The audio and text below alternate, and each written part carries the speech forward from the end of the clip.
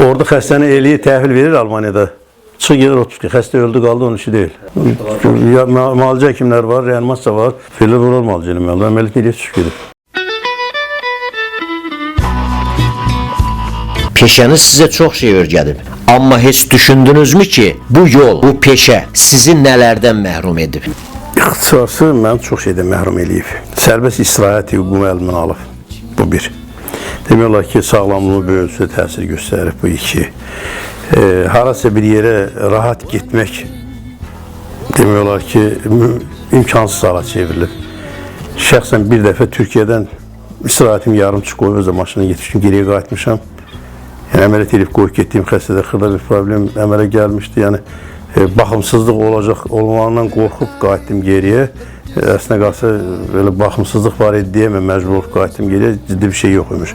Amma buna baxmayaraq demək, bütün il boyu belə deyək də o hazırlaşmışıq ki, gedib 10 gün istirahət eləyəcək, 5 gündən sonra qayıtdıq geriyə. Ailə də məcbur olub, məndən geriyə qayıdır, onların da belə deyək də o, indi belə bir söz yayılıb, moralı pozuldu, özümün də moralım pozuldu. Yəni, dəfələrlə olub ki, bir dəfə Moskvada olanda mənə xəstə əməliyyat edib qoyub getdiyim xəstə ilə başqa bir xəstə ilə səhv salıblar, zəng eləyiblər. Təsəvvür ki, mən Moskvadan geriyə qayıtmaq istəyirdim. Günün sonunda məlum oldu ki, başqa bir xəstədir, yəni mənim xəstəm deyil. Yəni, siz təsəvvür eləyin ki, getmişəm uzaq yer, vacib konferansa getmişəm, bilet axtarıram geriyə qayıtmağa. Yaxşı ki, bilet alan ərəfədə zəng elədilər ki, yox, sizin xəstədə problem yoxdur, başqa həkimin xəstəsiymiş.